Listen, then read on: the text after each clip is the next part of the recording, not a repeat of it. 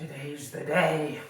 Oh man, I can't wait to finally play Tears of the Kingdom. Let's open this bad boy up and...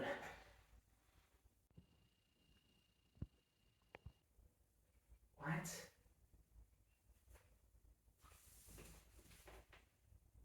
Why is that on the screen?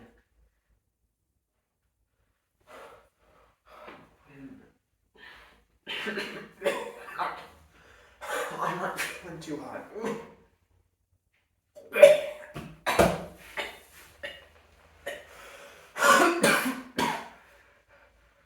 Oh God, I feel like I'm burning. Oh no. He's coming. Run! Oh!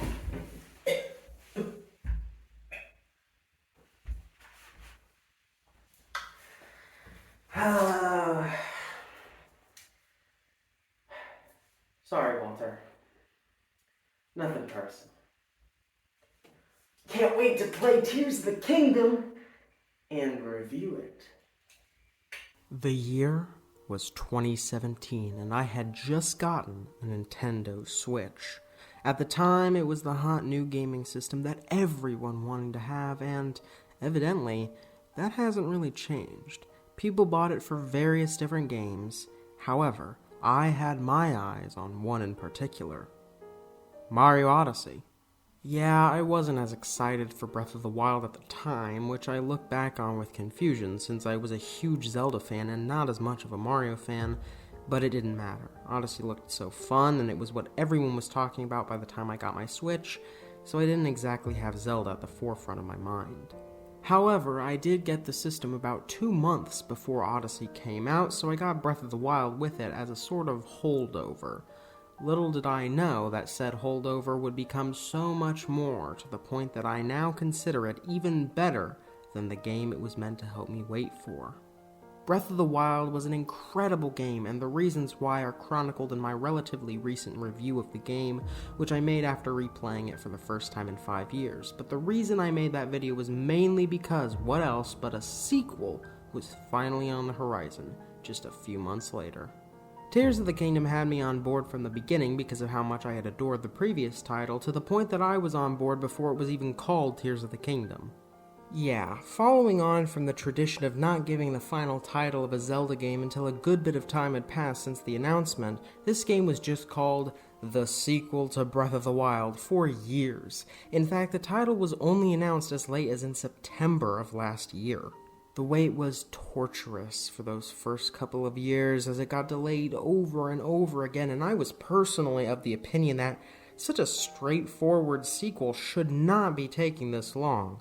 However, I was willing to wait as long as was needed under the assumption that this game would blow me away just as much as the last one did.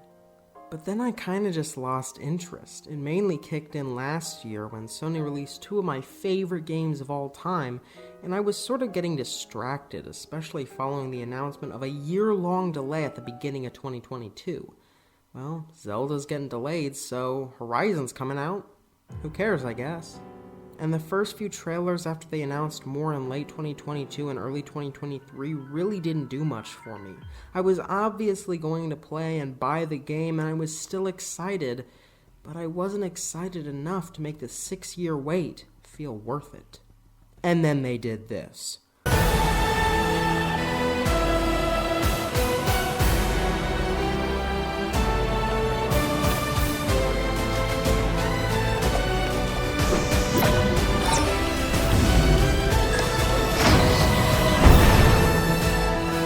When that saxophone hit, my world turned upside down. After that trailer, every day was an agonizing tick in the countdown to bliss. And eventually, it came. The day was there, May 12th. I was more excited than you could have imagined. Watching the trailer every single day until the game comes out is something I've only done twice before, and Jesus Christ, this time it really got out of hand. So I played the game. I played it a lot. Like, way more than I play the majority of games for my reviews, unless you count the ones that I review during my second playthrough. But this was my first playthrough, and it still competes for the title of the most time sunk into a reviewed game for me. I played it for 75 to 80 hours, which means I don't want to waste any more time introducing you. Let's get into the meat of things. Ah yes, the place where all reviews must begin, the presentation of the game. Breath of the Wild was a beautiful game in my view, mainly due to the fact that its art style allowed for a less realistic but still visually appealing look, as well as helping it to stand out from the crowd.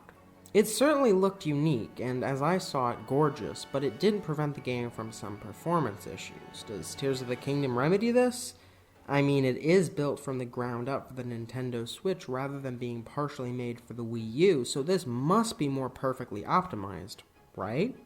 Well, the visuals are at the very least absolutely beautiful. Sure, this isn't the best looking game I've ever seen, I tend to prefer a more realistic style, but this is one of the most incredible sights to behold as far as games with proprietary art styles are concerned. Gliding through the sky as the sunset surrounds you is something extraordinary, and it shows how there have been quite a few visual advancements since the previous title, which is very welcome. There's such a great sense of style and theming with so many creative areas all over the open world, all of which look stunning to say the least. The Sky Islands alone are one of the most visually unique yet impressive areas I've seen in any Nintendo game, which is saying a lot considering how insane these guys tend to get with level design. I found the new areas of the surface far more memorable too, partially due to how they're woven into the other new areas that I'll be getting into shortly, and the Zonai theming in general opens up so many tremendous opportunities. Sure, it can feel like a reskin of the Sheikah tech from the last game at points, but in many ways I think it feels more alive and interesting, especially as you interact with these ancient constructs. They have far more character than the Guardians, since not all of them are enemies, which I think makes the Zonai ideas pop just that much more. Breath of the Wild really didn't struggle with visuals and presentation in my opinion, and Tears of the Kingdom just keeps that legacy going strong in most areas, though due to the bigger, more intricate world, things feel fresh and, in some respects, more interesting, even though the same world has been reused as a blueprint. That's certainly nothing to scoff at. However, there were some issues in Breath of the Wild, mainly the performance and the voice acting. Does Tears of the Kingdom remedy these grievances? Well, kind of. The voice acting is much better across the board for me. I rarely ever noticed an awkward delivery or strange inflections. The only thing I still had an issue with is the jarring lack of contractions used by the characters. By visiting the shrines and receiving their blessings, you have mitigated some of the corruption's effects. Though our time together has been brief, I am so happy that we finally met. I mean, that is like if I were to talk like this and were not to contract anything. I do not sound like a robot, I promise you. You are, in fact, the robot. The person who is the... Honestly, though, I didn't find the acting that bad or awkward at all here. It wasn't that much of an improvement at the start, I still had minor issues, but as the game went on, I stopped noticing flaws entirely. Except for this piece of shit. Yunobo was already an annoying coward in Breath of the Wild, but I really didn't care that much about him because he didn't have all too much voice acting. Here, though? Oh god. Don't get me wrong, this is not the worst acting ever. He's just played like a total moron and yet is placed on a pedestal alongside the other characters like Link, Sidon, and Riju, who are all stoic heroes worthy of their positions. Yunobo is just an incompetent oaf who I really got sick of. Mainly because of how he says Goro at the end of every sentence. Like, what does that even mean? Is it the Goron's version of dude? Is it because Jesus Christ is his Goro? That's because Jesus Christ is my Goro. So the visuals are still great. In fact, they're even better if you ask me. The music is perfect for building up the world just as it was before, and the voice acting has undergone some much needed improvements, even though one character stops it from being as smooth as it could have been. However, the other issue from the last game has been retained, unfortunately. The game still runs like well, me, when things get too busy. It's not like it always chugs along. This isn't some kind of EA game. But I did notice about the same amount of frame rate drops as in Breath of the Wild. However, here they felt slightly more drastic when they did happen. I won't knock the game for it though. I mean, it's still running on a 6-year-old tablet and is pushing the hardware way further than the last game did. I've got to give them props for even achieving this, because the last time I saw something on a 6-year-old tablet, it was a great aunt's racist Facebook posts, and that's not exactly as fun as this game is. Character models and animations aren't that drastically different, but I'd say they were a bit more expressive and detailed, especially during certain sequences. Jesus, that smile was creepier than any of the smiles in the movie Smile. Fun fact, this movie did not make me smile. I suppose we should start getting into the story now, since clearly a certain green little mischief maker wants me to so badly. If you're familiar with my view on Breath of the Wild, you'll know that I wasn't a big fan of its story, and thought it just wasn't anything to write home about. Not bad, but just nothing exceptional whatsoever. But I didn't really knock the game for it because I knew story wasn't its focus and it did everything else so exceptionally well. However, I did hope that a sequel could take things more seriously, add more to the world, and create a story that was truly exceptional. Who am I kidding? This is Nintendo. Was I really expecting that much? Before you all murder me, let me just come out and say that, yes, Nintendo has released games with good stories before, Majora's Mask, for example. However, I think their storytelling skills are just nowhere near that of the rest of the gaming industry, by which I basically mean Sony and 4 other studios who release games with characters who aren't robots. Breath of the Wild's story was nowhere near horrible, but it just didn't have anything that interesting to it.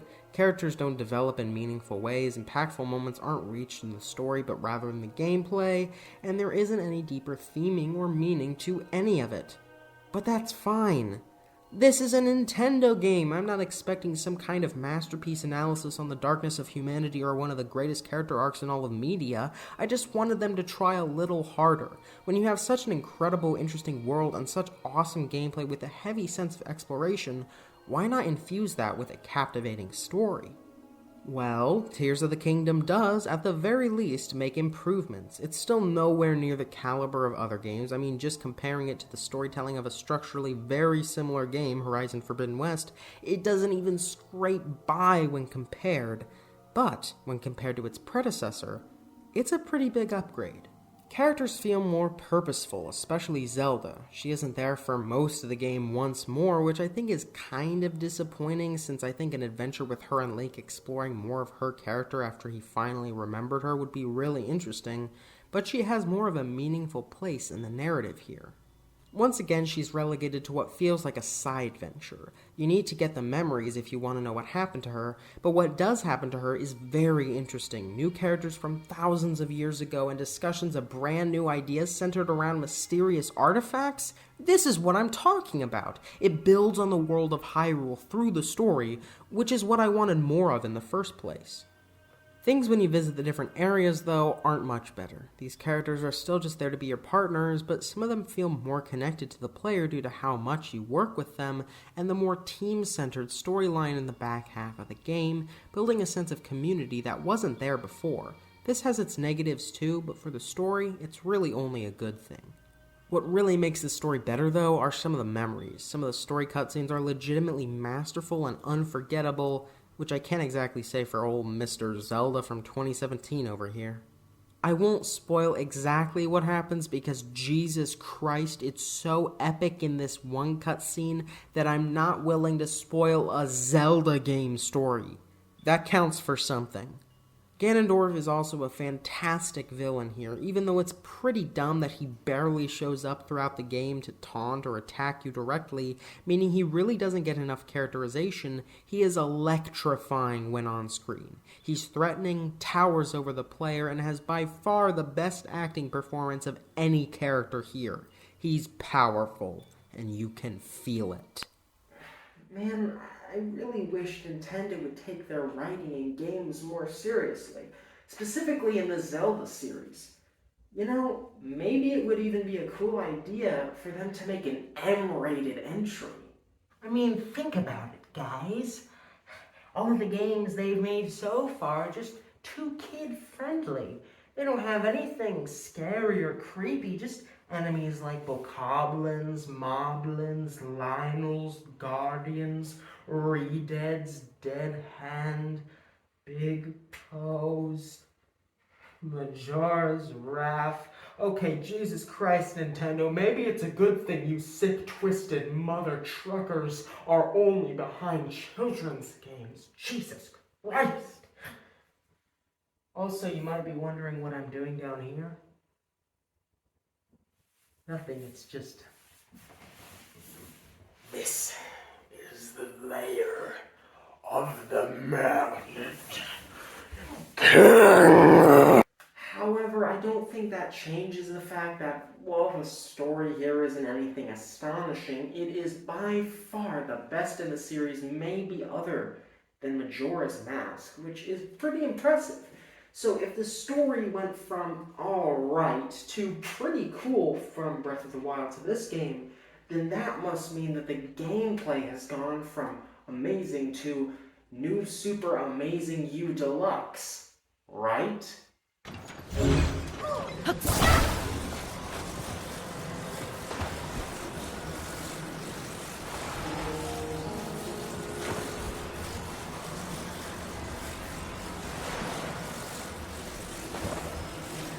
Wow, a torture simulator that has a little something for everyone? This is incredible! So we've talked about how the game looks, sounds, and tells a story, but how does it feel to play? Well, I'm not exactly sure where to start, but the new abilities might be a good place. As we will discuss next, the structure of this game doesn't exactly reinvent the wheel, meaning that the main innovation, or at the very least difference when compared to Breath of the Wild, is the fact that all of your abilities are completely new. Sure, this does seem disappointing at first. No cryonis, no stasis, what the hell, Nintendo? But don't fret, because not only are the new abilities extremely cool, but they also replace the ones from the last game to a large extent. So what abilities do we have exactly?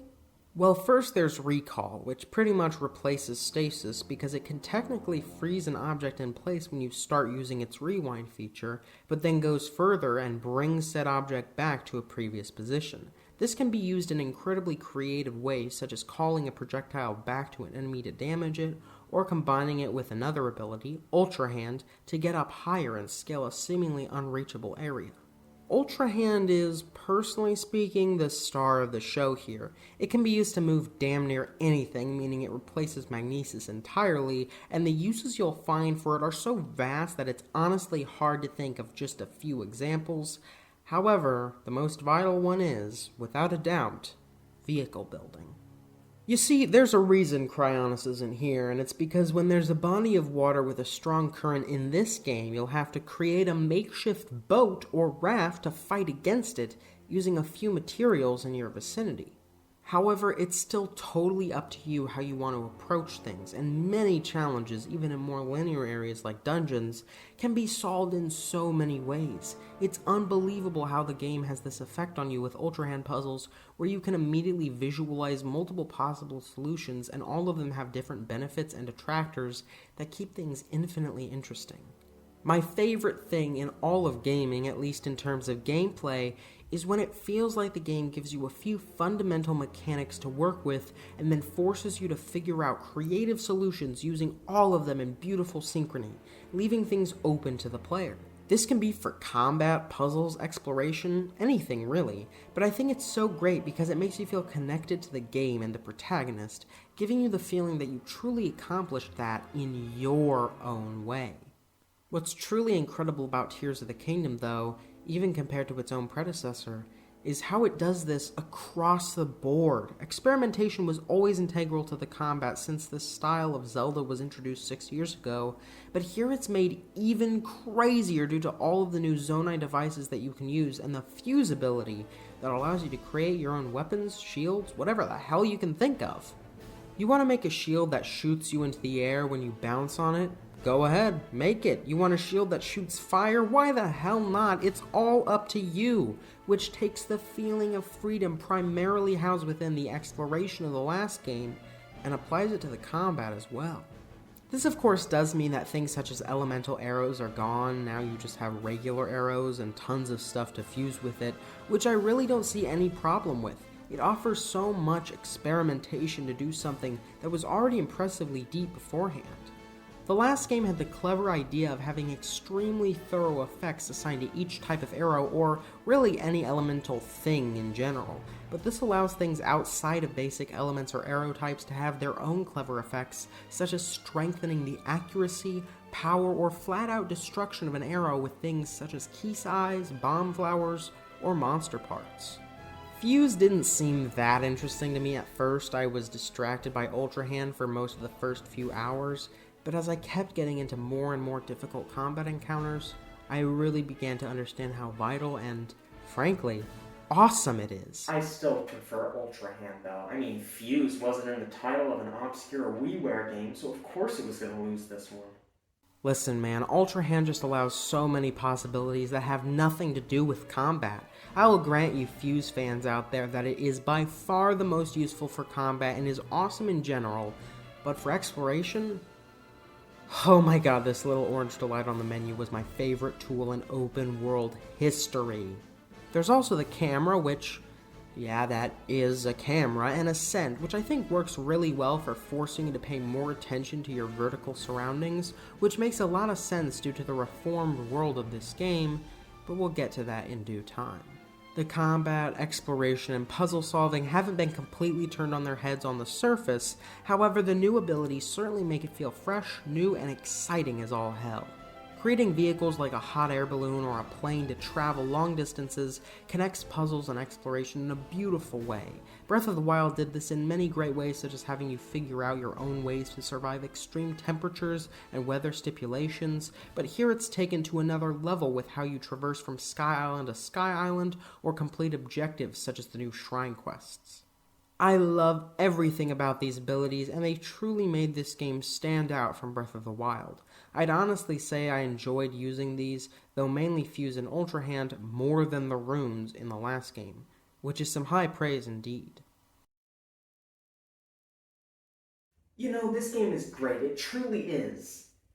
But that doesn't mean I can't find something to complain about. This actually reminds me of an ancient proverb called "The Tale of the Man Who Loved Too Much." I got it right here.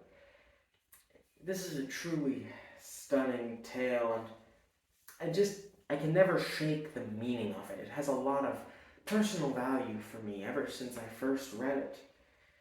And it tells the story essentially of this guy who lived in a city which he just loved for his entire life. For 70 plus years, he enjoyed every moment of living in this city and exploring every inch of it, meeting every person in it.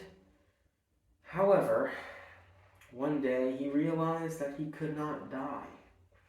He was blessed with immortality. But it is indeed true that sometimes a blessing can also be a curse. A malignant curse. And that's what this was for him. He began to hate this city the more he noticed its flaws, and he got so upset with it. It's tragic because he really loved that city, but as you read more and more of the proverb, you just see how he completely spiraled out of control. That's what too much of a good thing can do to you.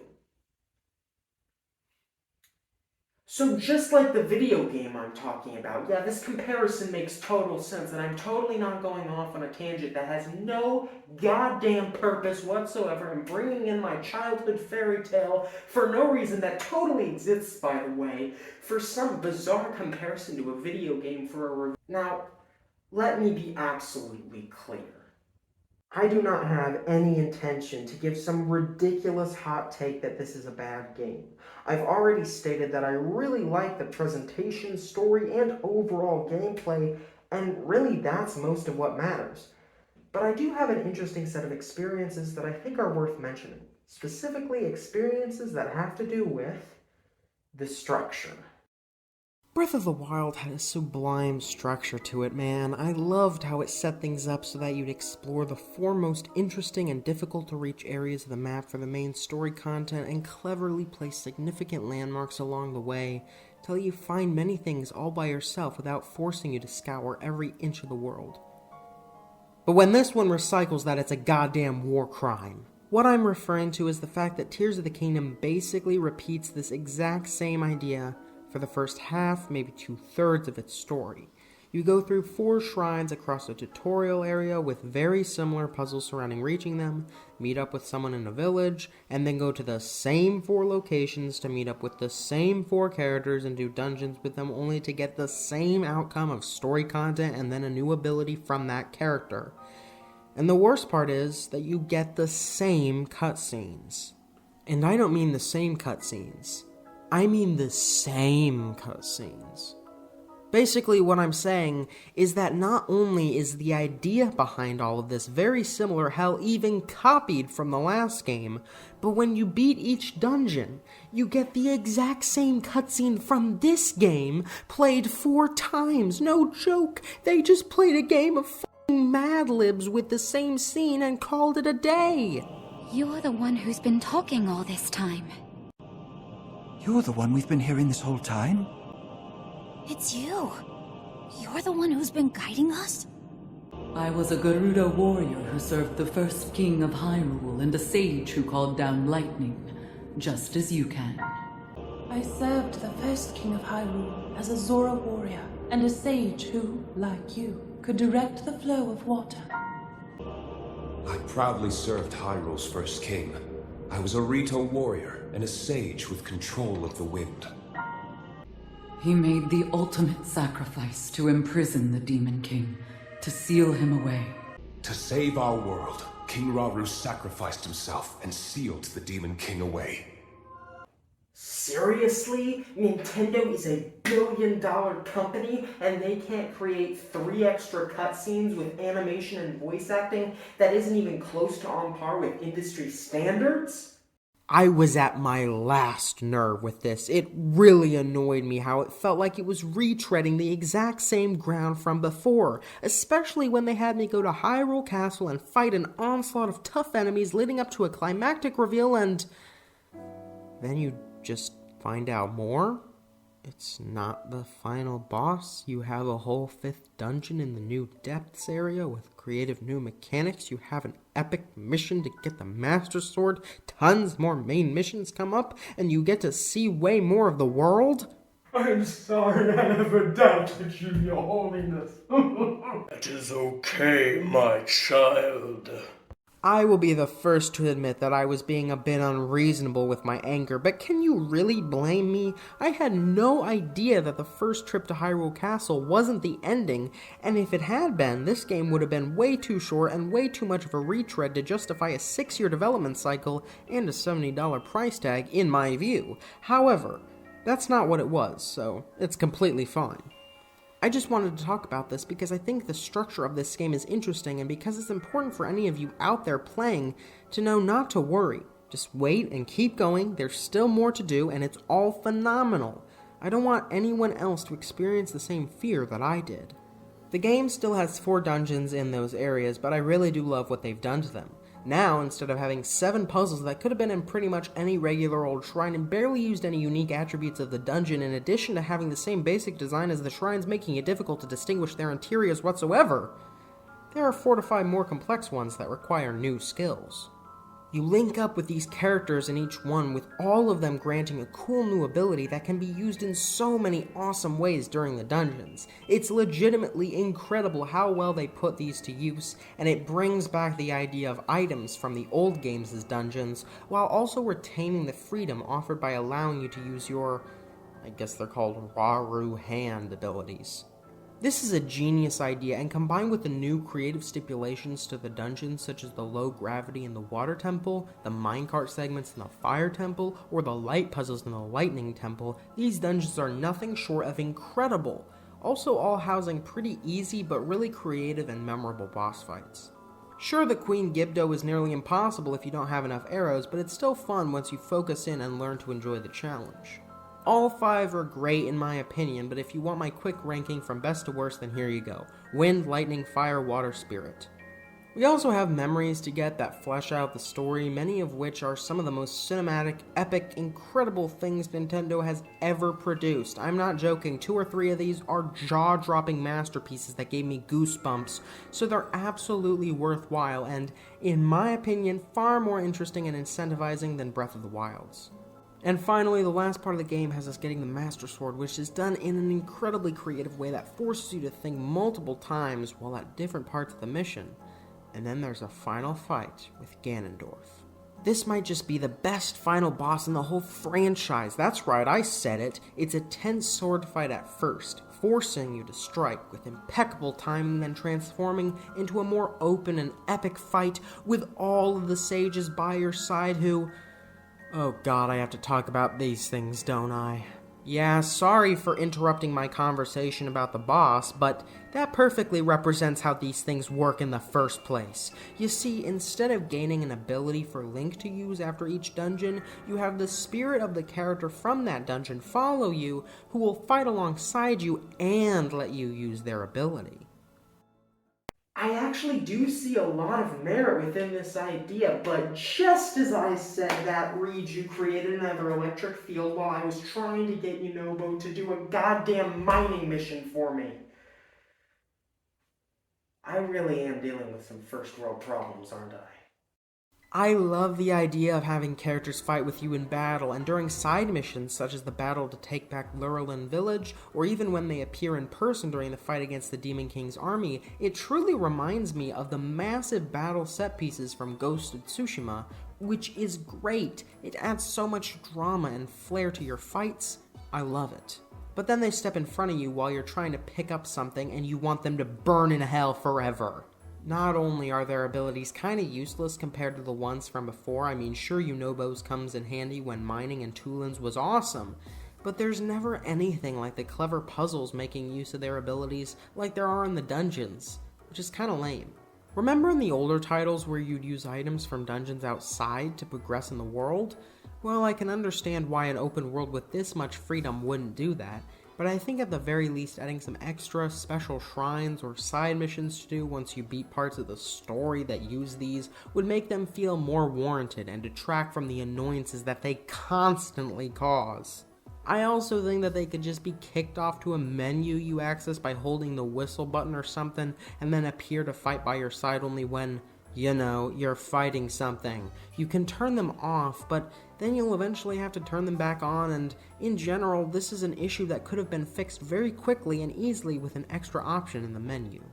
Anyway, back to the boss. Jesus Christ, that was a super long interruption. So yeah, we have an even more tense second sparring round where 2 perfect flurry rushes are required, which I just adore. This fight feels epic and bombastic while also being concentrated and testing your combat skills.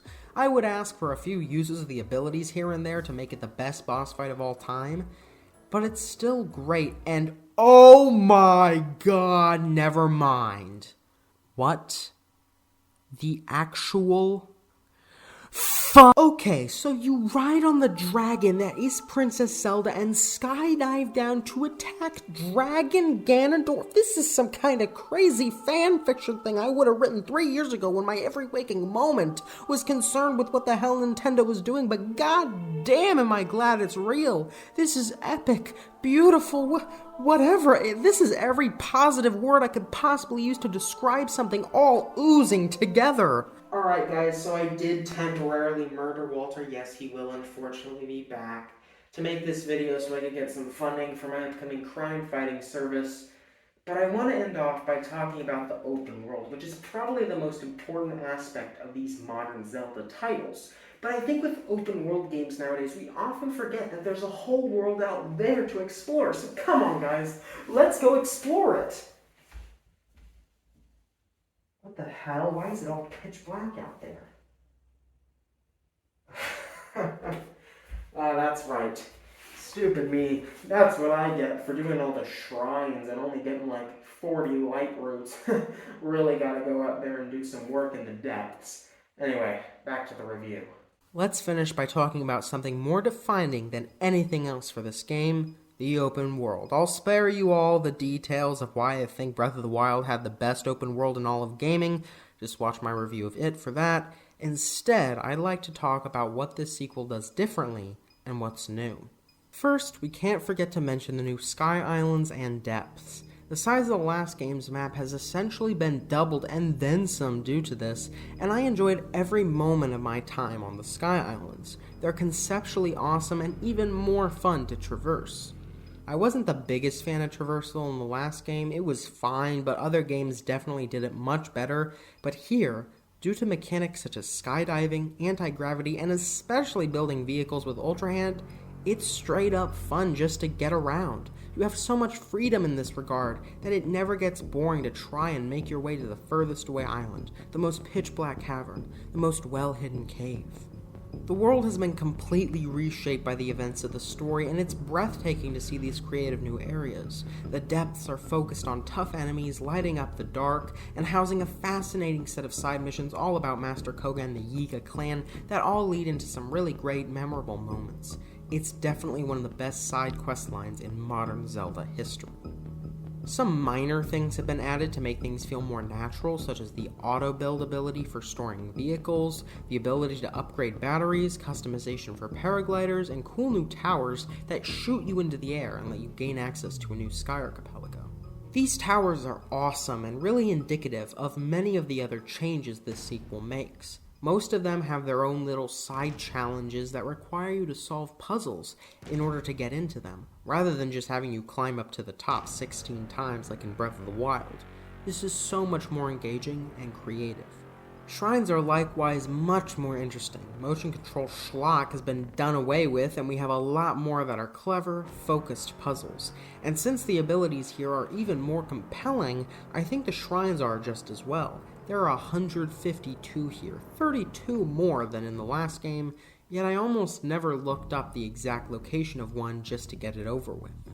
I legitimately wanted to find these and keep exploring, mainly due to how fun the shrines themselves were, what with the awesome combat challenges forcing you to start from scratch and the dozens upon dozens of genius puzzles with perfect difficulty, but also because of how they're creatively hidden throughout the sky and within caves that feel like their own mini dungeons to explore. These caves, just like a lot of areas in the depths, feel perfect for expanding the world. They're used to give clever solutions to side quests, to give you access to awesome new armor sets, or just to house a shrine that requires a keen eye to be found. Due to the ability to see most shrines from the sky and the improved sensor, finding and doing shrines was such a breeze that I did all of them within 2 weeks and enjoyed every moment of it. Truly, these were nothing but pure fun. We also have a lot of side missions, which are often very creative and fun, such as the Master Koga ones, or the questline in Hateno Village that surrounds politics.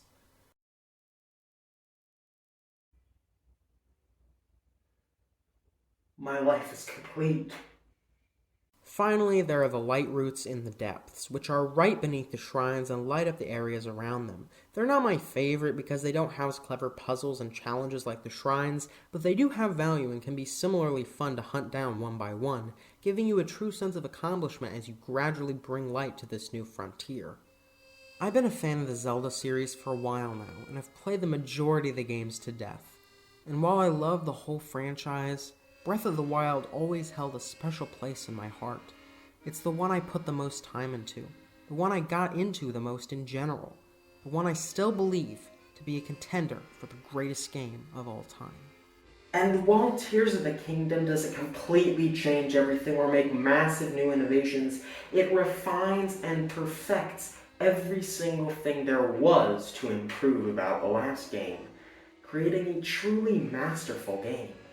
Breath of the Wild redefined the open world genre, and Tears of the Kingdom perfects it. This is one of the most thoroughly intricate, yet enjoyable, complex, yet technologically sound, gargantuan, yet personal and passionate video games I've ever played. And I'd like to say it only comes around once in a lifetime, but thankfully, we've been blessed to have 2 in just the past 6 years. And when you look at it like that, the wait seems more than alright. I've talked for long enough, though. So now, just listen to the game.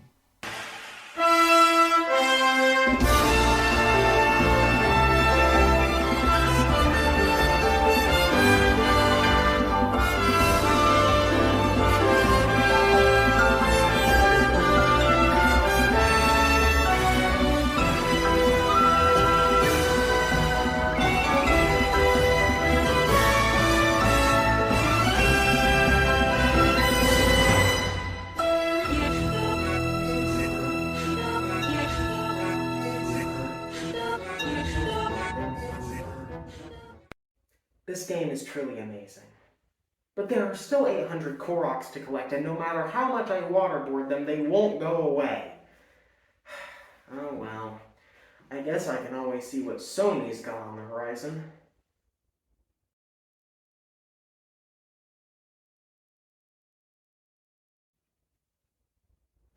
Gaming is saved, guys.